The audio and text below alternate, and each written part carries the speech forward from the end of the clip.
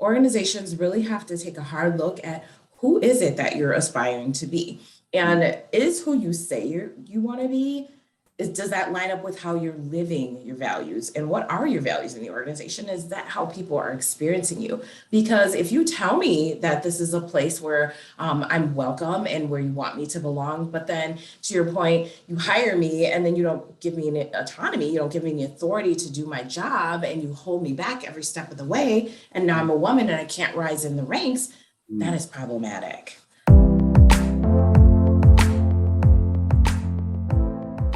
Hi, everybody. Welcome to the HR Leadership Podcast, brought to you by eqtble. I am Joseph eqtble, the CEO and co-founder of eqtble. This HR Leadership series focuses on what companies are doing to understand employee satisfaction, productivity, diversity, and how leaders are approaching the moments of truth. Join us. Hi, Tiffany. Hi. Thank you so much for joining us on this HR Leadership series. It would be great for you to tell us a little bit about yourself, about your work, for our listeners.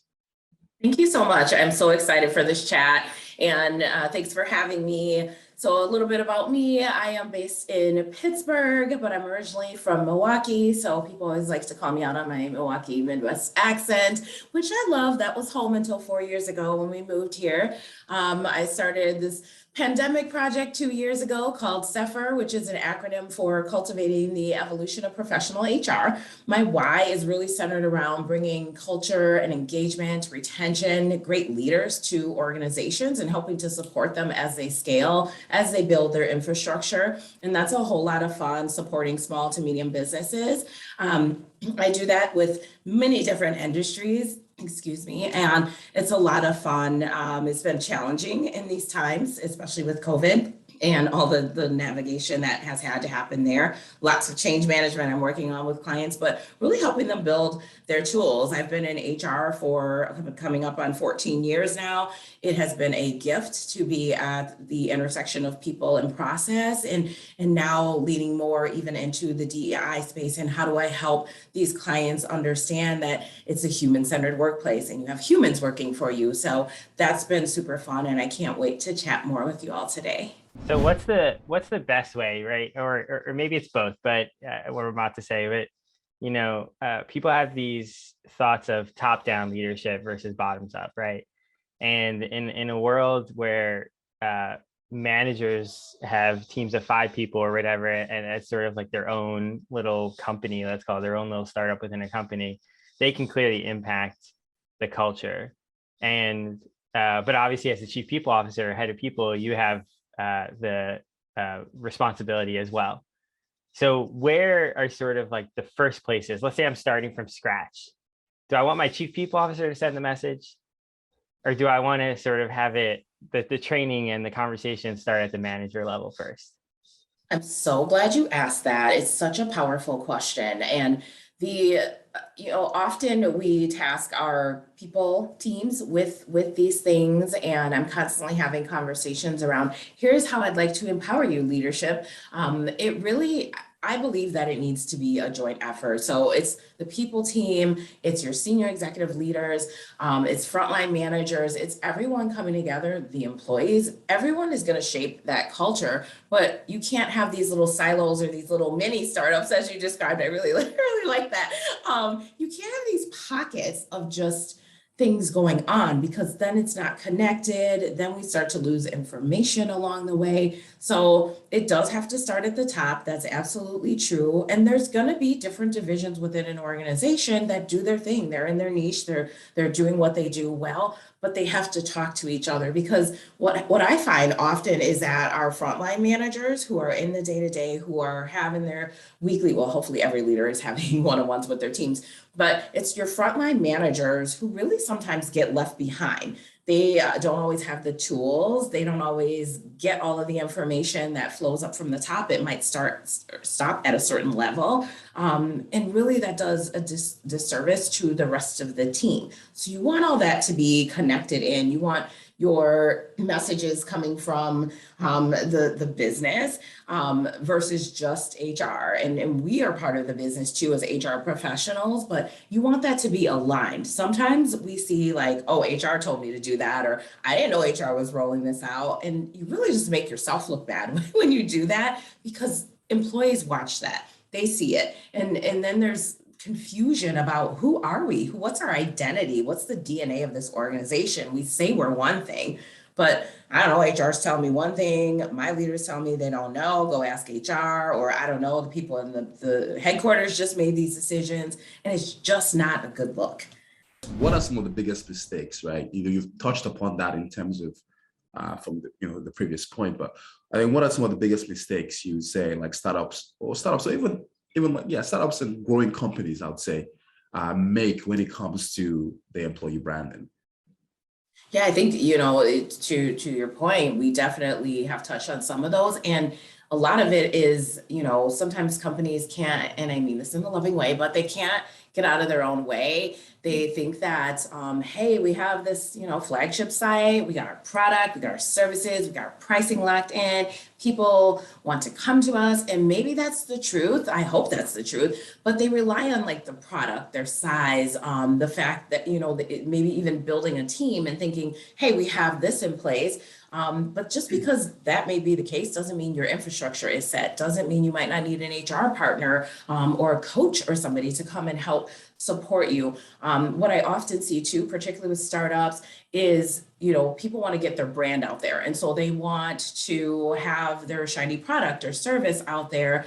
And so they pump all this money into marketing or all of their advertising and things like that, but they're neglecting the people that are behind it. And people are your greatest brand ambassadors. They truly are. If you treat them right and they're happy and they feel like you have their back, they're gonna stick around. And so often I see that marketing kind of is its own little silo. So I believe that HR people should be talking to marketing people, and marketing and sales need to be connected. And sometimes I find that there are silos there, but when you bring it all together, you get that consistent messaging that we were talking about. I think sometimes people get too comfortable and rest on their laurels. I mean, look at the last 2 years hello, we talked about starting a company, and in the last 2 years, it's not easy. But if you get too comfortable, you haven't built all the infrastructure that you need to. You constantly have to take the pulse of your customers and stakeholders. And I've seen companies who kind of have to take a step back and reset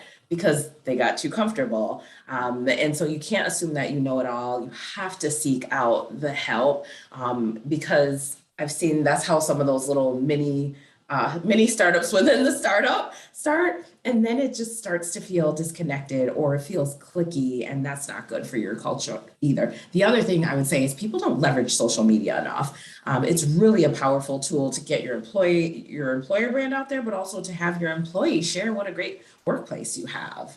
That kind of speaks for itself. So what you're saying is that if I just put out T-shirts that have our company name on and I just send them to everyone, that's not enough? It's not. I'm sorry. I would like some swag, but everyone loves swag. But after a while, I'll be honest, I just had this conversation with my husband. I'm like, I can't have any more tumblers in this. I love it, and I love things, and they make me happy, and they have stories, right? They tell their own stories, but I'm like, I'm out of room for another tumbler. I would love to get your thoughts on that what is currently the scene currently happening when it comes to the HR and DEI space within organizations right now. Yeah, I appreciate that door I'm going to walk through. What this becomes too, we're talking about like silos and consistent messaging and how everyone has to kind of rally around things. I've seen this separation where, we've kind of shoved DEI in the space of HR. There are people out there who believe that that's where it belongs. And in some cases, yes, like we are at the intersection of people, but we all should own that. And so I find it interesting that we have this world where even given everything that's gone on, we're not leveraging our HR people more strategically in the DEI space. And so it's kind of, okay, well, we need to go out to this college or we need to post in certain positions, help us think about where that could be, versus really connecting in and having strategic, I'm going to use the word strategic because I believe in that versus just like throwing things at the wall and seeing if they stick. We got to try stuff and fail. That's how we learn. But I think everybody started running towards DEI when things like the George Floyd murder happened. And that's great that we're trying to do things, and there's been more focus and a hypersensitivity and awareness on that, but the action has to come. We can't just say, okay, let's put Tiffany's brown face on this poster and that's going to appease her. That's going to make all my stakeholders, when they see that we say that we're committed to diversity, equity, inclusion on the website, surely they will flock to us, and our suppliers will think that we're diverse. That's not how it works in practice. And so organizations really have to take a hard look at who is it that you're aspiring to be, and is who you say you want to be, does that line up with how you're living your values, and what are your values in the organization? Is that how people are experiencing you?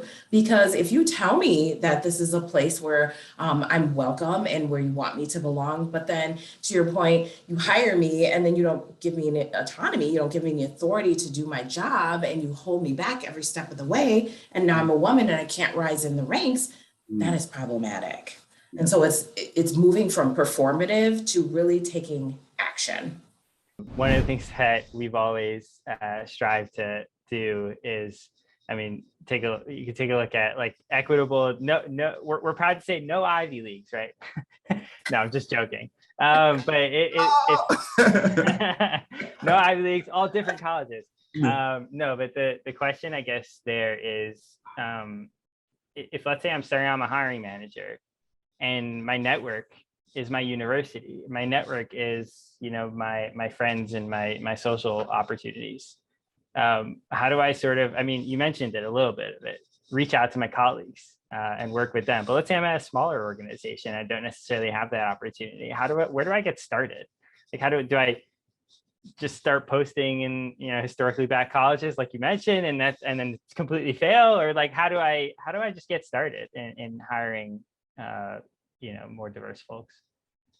So I'm one of my huge values in my business, in my personal life, is community. And so it's even polling your clients, your other stakeholders, talking to your board members. What do they think? What are they hearing? Ask your employees. They usually, if you don't know where to find diverse candidates, they will give you some ideas. I have one client and they have a list of how they can volunteer in the community, a list of different places to post and look. And you really have to listen to people too, listen to your team, and they will help shape that for you. And it's being creative. It's not just saying, it's looking at the data, right? To say this worked well, or, hey, we had a great hire from here, but you also have to be out there building those relationships. You have to establish relationships if you don't have them with certain universities or other businesses. Who are you partnering with in terms of your clients, and what are their values? What do they believe in? Who are the people who are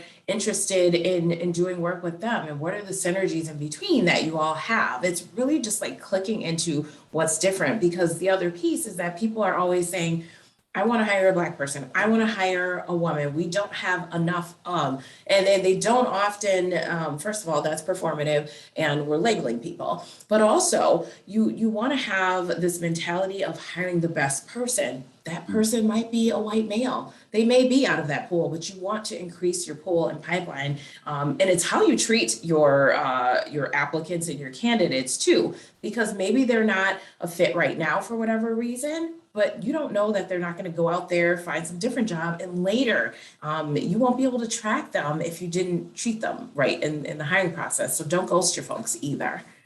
That's amazing, treating candidates right. I think one of the biggest lessons I've ever learned is if let's say Joseph showed up tomorrow to interview, and it was just me and our co-founder or whoever, like it's just a couple of white men.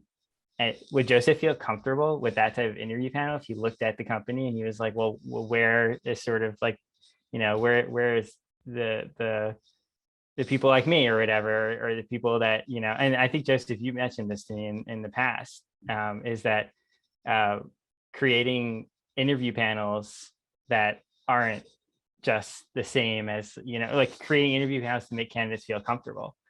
I think you've mentioned that in the past. So that's potentially one avenue we can go down. Yeah, I even like I know like at Snapchat, that's one thing they did really well. Like we had like a diverse candidate panel whereby it was different from just really in different ways, right? Obviously, like we had women and people of color on the panel for each role, but also like different experiences. Like in terms of like you will have someone that will interview that was more like a tech person, and you had someone that interviewed that was not tech. You had people that like different experiences. So it was like, you went through a panel of let's say 5 or 6 people, and each of those people were very different in their experiences and the way they were, just in the educational background, in terms of, the ones that everyone looked at, like the race, ethnicity, gender, stuff like that. And I think that really was successful in terms of bringing in quality candidates. Because yes, like if I was interviewed for a role, I look at the whole leadership team, I look at the candidate panel, and I see the same people, I'm like, what is happening here? So if you're not there, obviously you have to start somewhere. But I feel like having those diverse candidate candidate panel, I think that really helps in terms of getting to the goals that we're talking about. Amen. That's the best practice that I celebrate and share with my clients too. Thank you for hitting on that one, because that representation matters. I've when I was recruiting, I've seen a couple times where candidates are like, yeah, you don't really have any women here in this role, so it's just not for me. I'm not feeling the love, or I don't hear myself in the way that you speak about this organization, because they could already click into, yes, I might fit the mold of what you see on the outside of diversity, but I'm not hearing that you're really going to allow me to soar to the heights that I need to soar. And so, no thanks. Yeah, no, it's this is incredible. One of the things before we end, like one of the things that you said that I'm going to add to my list of quotes, is it's not about you, it's about people. I like that so much. And so, no, thank you so much, Tiffany, for this. This has been incredible. We'll obviously we'll have your, where people can contact you on the screen, so that way as people watch, they can always reach out. But thank you so much for taking time to really speak with us today. It was incredible. I really enjoyed this conversation. I think we can keep going for about another hour. I have a list of questions here that I was writing when you were speaking. I'm like, I'm gonna ask a few more, but so maybe we'll have a part 2 later in the future. Maybe we'll bring you back on and we can talk more about this. But thank you. Absolutely. I appreciate it. Thank you. I'm honored I made your wheel.